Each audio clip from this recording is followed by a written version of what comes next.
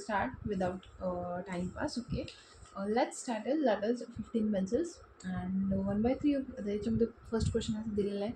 What is 1 by 3 of each of the following collection given below? Okay, 15 pencil आहे. 15 pencils आहे, त्यांनी सांगितलं 15 pencils आहे. ओके, त्याच 1 by 3 of each of the collection. 1 by 3 part किती राहील? आता हे काढायचं आपल्याला. जेव्हा एखाद्या गोष्टीचं पार्ट काढायचं आहे त्याच्यामध्ये मल्टिप्लिकेशनचं साईन देऊन टाकायचं. मग आपल्याला समजेल की किती तो जो पार्ट आहे तो असेल. म्हणजे what is the 1 by 3 of the each of the following collection given below is 15 pencils जर आहे त्याचे जर 3 तुकडे केले, राईट, तर एका तुकड्यामध्ये तुम्ही किती पेन्सिल्स यूज करू शकता? That is the question. Okay, 3 एक 3, 3 3 9, 3 चौक 12, 3 5 15. ओके, तर याच्यामध्ये असं सांगितलेलं आहे, तर आपण काढू शकतो की जर 15 पेन्सिल आहे, बरोबर, 15 पेन्सिल्स आहे. ओके, हे सपोज एक एक्झाम्पल म्हणून मी देते. 15 पेन्सिल आहे. 15 पेन्सिलचे जर तुम्ही 3 तुकडे केले म्हणजे 15 पेन्सिल्सचं इक्वल 3 पार्ट्समध्ये डिवाईड केलं तर एका तुकड्यामध्ये किती पेन्सिल्स असेल? तर तेच आपण काढत आहे. दॅट इज 3 किती उरले? 5 divided by 1 that is equal to 5. म्हणजे काय राहील? जर 15 पेन्सिल्सचे 3 गठ्ठे केले, एका गठ्ठ्यामध्ये किती यायला पाहिजे पेन्सिल्स? 5. असं याचं ओरिजिनल मिनिंग आहे. Let's start. The next is 21 balls. Okay, 21 बॉलचे किती? 1 बाय 3 पार्ट काढायचं आहे. ठीक आहे, तर आता बघूया. मल्टिप्लिकेशनचं साईनमध्ये 3 एक 3, 3 चौक 12, 3 5 15, 3 चौक 18, 3 7 21 इज इक्वल टू 7 बलून्स आहे. Sorry, balloons. आणि इकडं काय? हे pencils. Next one is 9 children. 9 चिल्ड्रनचा 1 बाय 3 पार्ट काढायचा. ठीक आहे, जर 3चा ग्रुप, आणि मी का बरं 3चाच ग्रुप सांगते, कारण की डिनॉमिनेटरला किती आहे? 3, म्हणून 3 एक 3, 3 3 9 that is equal to what? 3 children. And the last one is 18 books. 18चा 1 बाय 3 पार्ट किती यायला पाहिजे? ठीक आहे, 3 एक 3, 3 चौक 12, 3 5 15, 3 सख 18, तर 6 काय यायला पाहिजे? Books. It is as simple as like this. चला नेक्स्ट क्वेश्चनकडे वळूया.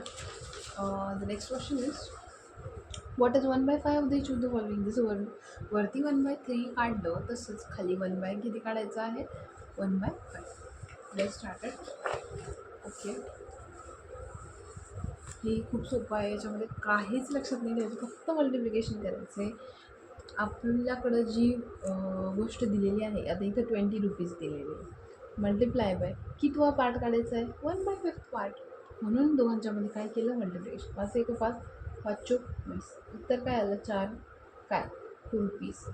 आता हे युनिट जे आहे हे आपण लिहायला पाहिजे, आणि हे याला बऱ्याचदा मार्क्सही असतात.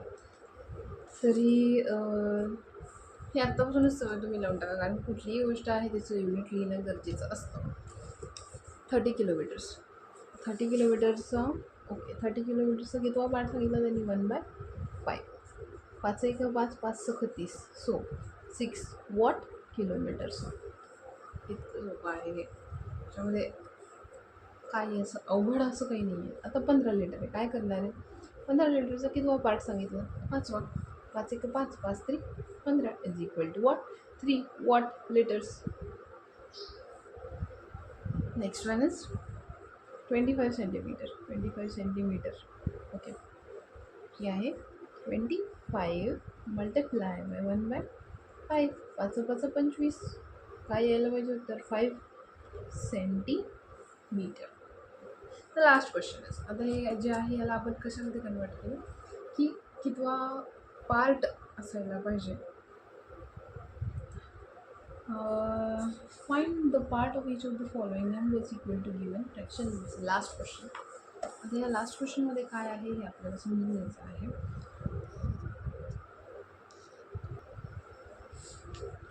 Find the part of the each of the following numbers equal to the given fraction. आता फ्रॅक्शन दिलेलं आहे, याचाच त्यांनी काय सांगितलेलं आहे, part of the given. Find the part of each of the following numbers, त्याचा पार्ट सांगायचा आहे. ठीक आहे, म्हणजे सेम जो क्वेश्चन आहे वरच्यासारखाच आहे, त्याच्यामध्ये तुम्हाला काय करायचं आहे तर पार्ट सापडायचा आहे. म्हणजे काय, आता 2/3 आहे, ऑफच्या ऐवजी सरळ एक सिम्पल टेक्निक आहे, मल्टिप्लाय करायचं आहे. Multiply by what, 30. आता त्यांनी विचारलेलं आहे 30चा 2/3 पार्ट किती राहील. म्हणजे जर हे 30 आहे तर याचा 2/3 पार्ट हा केवढा राहील. जसं वरती आपण 18 बुक्स काढले होते बरोबर. तर जसं की वरती सपोज एक फॉर एन एक्झाम्पल 18 बुक्स होते. ठीक आहे, तर त्यांनी काय सांगितलं होतं याचा 1/3 पार्ट किती राहील असं सांगितलं होतं. तर इथं वरती आपण एक्झाम्पल घेतलं होतं बुक्सचं. इथे त्यांनी कुठलंही युनिट वगैरे दिलेलं नाही आहे, डायरेक्ट क्वेश्चन आपल्यासमोर मांडलेला आहे. तर दॅट इज ओके. तर इथं आपण काढलं होतं की 3 1 3 3 चौक 12 3 9 15 3 6 18 असं काढलं होतं. तर 18 बुक्सचा थर्ड पार्ट किती राहील, 6. सेम आता याच्यामध्ये काय करायचं आहे, 3 1 3 आधी मल्टिप्लाय करून खालचं आणि वरचं जे आहे ते डिव्हिजन करून घ्यायचं आहे. 3 1 3 3 10 30. जे उरलं ते next 2 multiply by 10 is equal to what, 20. This is the answer. Same is like next 7/11 of what, 22 आहे. 7/11 मल्टिप्लाय बाय 20 टू 11 1 11 11 2 22. नेक्स्ट जे उरलं ते लिहा, 7 गुणिले 2 14. चला नेक्स्ट वन. काहीच नाही याच्यामध्ये, कॅल्क्युलेशन नाही याच्यामध्ये, तुम्ही असंही लक्षात ठेवू शकता. 3/8 ऑफच्या जागी मल्टिप्लाय टाकायचं 64 आणि नंतर कॅल्क्युलेशन. 8 1 8 8 2 16 8 3 24 8 चौक 32 8 8 64 बरोबर. 3 गुणिले 8 जे उरलं ते लिहा, 8 3 24. नेक्स्ट वन 5/13 मल्टिप्लाय बाय 16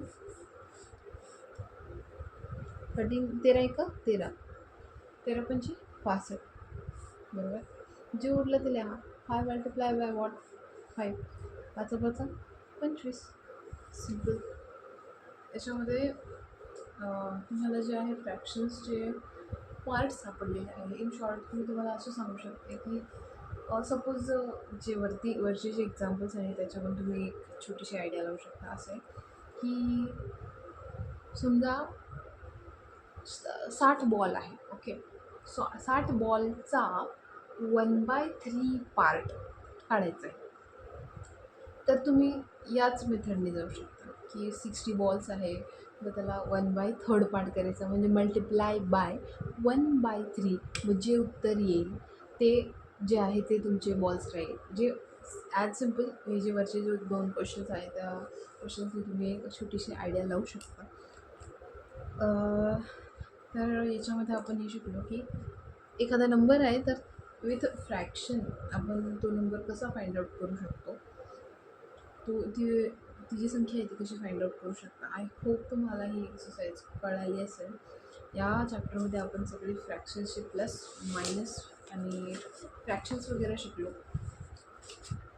तर find out the fractions and all. I hope हे चॅप्टर तुम्हाला समजलं असेल. चॅप्टर जे आहे इथं एंड झालेलं आहे. Next chapter is by the way angles. हेही आपण सुरू करूया. आणि आय होप तुम्हाला हे जे कन्सेप्ट्स आहे हे कळाले असतील. Thank you so much for watching my video आवडला असेल तर लाईक शेअर सबस्क्राईब नक्की करा. Thank you so much.